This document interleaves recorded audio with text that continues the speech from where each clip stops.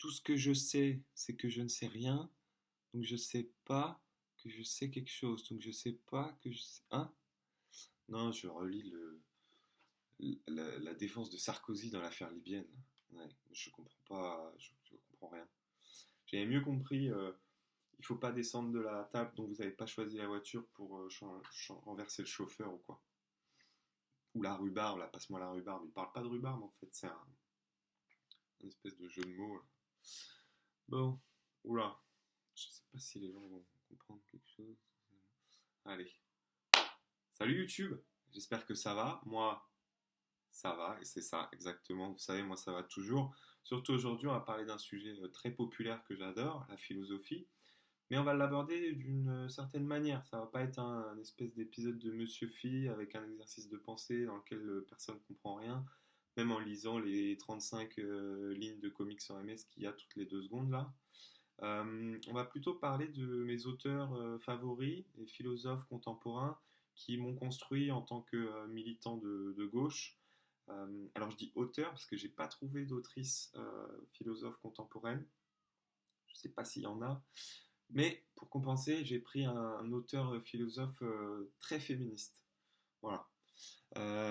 Et j'aurais aussi voulu vous parler d'un philosophe, mais je ne vais pas le faire parce que en fait, j'ai découvert quelque chose récemment. C'est Platon. Et j'ai découvert que c'était plus un philosophe depuis 2006 à cause de sa taille qui est trop petite. Donc ça après, je sais pas trop comment il gère ça. Ça doit être dans les facs de philo ou quoi. Il doit y avoir les mêmes choses qu'à l'entrée des Space Mountain pour mesurer la taille. Et pour les philosophes morts, ils doivent les déterrer, mais le siège, ça doit pas être adapté, le siège du Space Mountain, pour juste si on n'a que des os. Donc bon, c'est pas grave, de toute façon, on s'en fiche. Platon, c'est un philosophe qui est mort il y a 20-30 ans, donc moi j'avais plutôt envie de parler des philosophes contemporains. On va commencer avec André Comte-Sponville.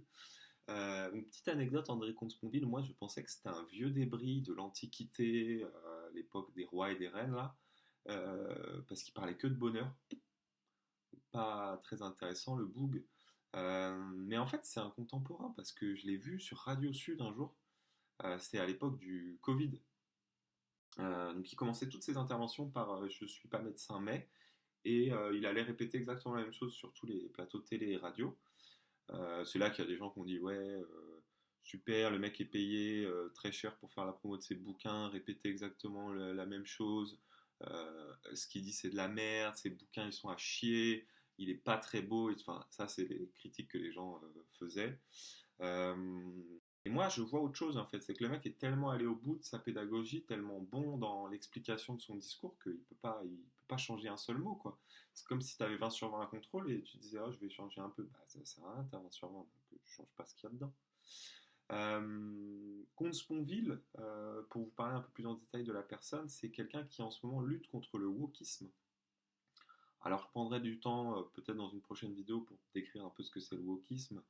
Mais pour vous situer un peu, en gros, pour André Comte-Sponville, le wokisme, c'est une menace à prendre à peu près au sérieux, autant au sérieux que le nazisme d'il y a 100 ans.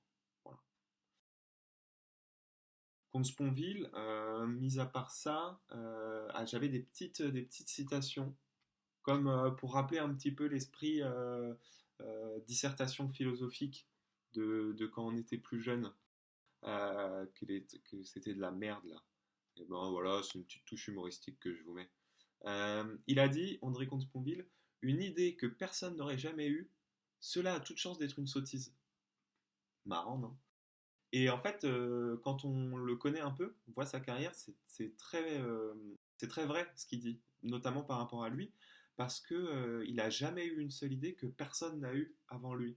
Il puise beaucoup ses idées dans le Figaro, le Point, même maintenant le JDD, Valeurs Actuelles, des choses comme ça, quoi. Donc très malin de sa part, parce que comme ça, il est sûr de ne pas dire une sottise. Maintenant que j'ai abordé ACS, comme on dit, André Comte-Sponville, c'est un terme qu'on utilise dans le Discord, le cercle des philosophes disparus. C'est un Discord que j'ai créé et que je suis seul dedans encore, donc je vous invite pas à y venir parce que vraiment ça, après on va être trop. Maintenant, on va parler de Michel Onfray. Michel Onfray, qui est un de mes philosophes favoris, notamment parce qu'il se définit comme anarchiste et qu'il a aucune honte à s'emparer de sujets de droite et d'extrême droite, à s'emparer, je dirais, majoritairement, hein. Moi, personnellement, alors, vous ne me direz pas dans les commentaires parce que ça ne m'intéresse pas, mais je n'ai jamais vu Michel Onfray parler d'un sujet de gauche. Et ça, c'est important. Il base beaucoup son travail sur la critique de l'islam, de l'islamisme. Il fait bien vraiment, lui, la différence, hein, pour les personnes qui ne savent pas la différence entre les deux. En fait, si vous êtes de droite, vous faites la critique de l'islam. Et si vous êtes de gauche, vous faites la critique de l'islamisme. Par contre, le contenu de votre critique, il n'y a pas besoin de la modifier, hein, ça peut être exactement la même. Ce qui compte, c'est juste l'appellation en fonction de votre bord politique. Voilà, donc il est beaucoup là-dessus. Michel Onfray, il est connu pour une petite frasque, parce que une petite bêtise qu'il a fait, il est allé sur un plateau de télé faire la promotion de son livre qu'il avait écrit sur le Covid-19. Il commence à raconter un peu ça en disant voilà, on l'a appelé Covid-19 parce qu'il y en a eu 18 avant. Donc là, la journaliste le coupe en lui disant ben, pas du tout, c'est Covid-19, c'est pour l'année 2019. Et donc voilà, pas mal de gens se sont un peu moqués de lui. Mais moi, j'aimerais prendre sa défense parce que je pense que c'est pas simple d'aborder n'importe quel sujet à n'importe quelle heure de la journée sur n'importe quel plateau télé sans l'avoir travaillé avant. Bon là, c'était un livre qu'il avait écrit, donc effectivement, c'est un peu plus compliqué à défendre, mais voilà, ne jetez pas trop la pierre à des personnes qui sont à l'avant-garde de l'intellectuel, de l'intellectualité, de l'intellectualisme, de l'intellect français, franco-français même. Michel Onfray, il est vraiment là-dedans en ce moment. Michel Onfray, il est multifacette, en plus d'être un couteau suisse. Il a abordé durant une conférence le réchauffement climatique et le fait qu'en fait, il y avait des théories de physique quantique qui prouvaient que ça n'avait rien à voir avec le diesel, le gasoil, le méthane, là, le paix des vaches, les, les énormes tracteurs avec les grosses roues, là. Et ben il dit qu'en fait, non, c'est pas ça. C'est imaginer qu'en fait, la baignoire, c'est un multivers et qu'il y a des bulles de savon et que chaque bulle, c'est un univers et qu'en fait, les univers, ils s'impactent avec le truc pour faire les bulles, je pense, ça doit être ça, vu que c'est ça la théorie avec les bulles, et qu'ils se font des bisous, les univers, je pense, et que ça fait du feu, vu que ça réchauffe le nôtre, ça doit. Bon, il n'explique pas non plus tout. Voilà, après moi, je poursuis la théorie, hein. C'est aussi le travail d'astrophysicien qu'on peut faire de manière bénévole et en autonomie quand on a pas mal d'esprit critique. Mais ça fait du bien, voilà, d'avoir un philosophe de gauche anarchiste qui nous explique qu'on ne peut rien faire contre le réchauffement climatique, c'est pas de notre faute. Michel Onfray, ce qu'il avait fait aussi, la petite citation de Michel Onfray, euh, l'athéisme n'est pas une thérapie, mais une santé mentale recouvrée. Voilà, alors on part sur du politique parce que bon, la physique quantique, je pense que vous y comprenez que dalle. Moi-même, des fois, ça me dépasse un peu. Mais avec cette histoire de santé mentale recouvrée concernant l'athéisme, quelque chose qu'il a dit en 2006, on voit quand même qu'il y avait des bases assez solides qui allaient mener à sa critique de l'islam, de l'islamisme. Euh, Parce que c'est un mec carré, c'est un mec droit, c'est un mec de valeur, c'est un mec actuel, quoi. J'en ai fini avec Michel Onfray et on va passer maintenant au GOAT ultime, euh, celui qui nous propose masterclass sur masterclass, cours de maître sur cours de maître, celui qui n'a pas seulement épousé sa belle-mère et lui a fait un enfant, mais qui a aussi fait énormément de choses très importantes. Je parle bien évidemment de Raphaël Enthoven.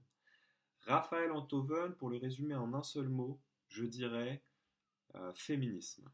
Féminisme, féminisme, féminisme. Je le dirais 3 fois en fait, parce que il a cette fougue et cette intensité pour aller crier au monde vraiment qu'il est féministe, féministe, féministe. Il est triple doctorant en féminisme, euh, même si là, je mets une petite parenthèse parce qu'apparemment, il pourrait se perdre un de ses doctorats pour plagiat. Il aurait plagié sur Alain Soral un de ses doctorats en féminisme. Mais bon, voilà, ça, j'ai pas envie de répandre non plus trop des rumeurs. Je sais pas si c'est vraiment fondé.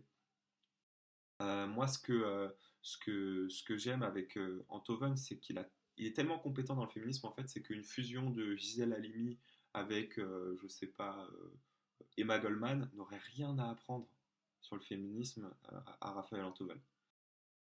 Et je dis pas ça parce qu'elles sont mortes et que du coup, il peut pas y avoir d'interaction ou avec ChatGPT ou quoi, pour être de toute façon. Je peux citer une féministe contemporaine. Ah, ah, Charlotte Dornelas. Charlotte Dornelas, elle a rien à apprendre à Raphaël Enthoven au sujet du féminisme.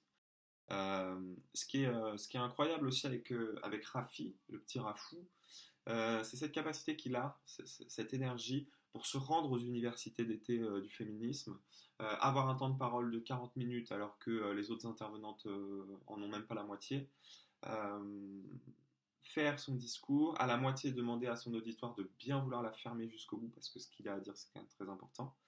Et qu'à la fin de son discours, on en redemande, en fait, on en redemande cette verve qu'il a, cette capacité à expliquer aux femmes qui comprend mieux qu'elles ce qu'elles peuvent vivre. Euh, que dire de plus? Prenez exemple, les boys. Voilà. Moi, j'aurais voulu terminer sur Bernard-Henri Lévy, mais bon, beaucoup de choses ont été dites sur lui. Donc, je vais faire une petite citation de sa femme, Ariette Dombal, qui nous disait lorsque j'ai rencontré Bernard-Henri, en regardant son visage de Christ tourmenté, je me suis dit il n'y a que moi qui puisse le sauver. C'est génial. Et en fait, on a appris récemment que c'est la physique quantique qui le prouve que Ariel Dombal a sauvé Bernard-Henri du gauchisme. Et grâce à elle, c'est resté un philosophe de gauche, comme il l'a toujours dit, et comme il l'a toujours prouvé. Voilà. Et bien sur ce, moi je vous dis à plus, et ciao YouTube.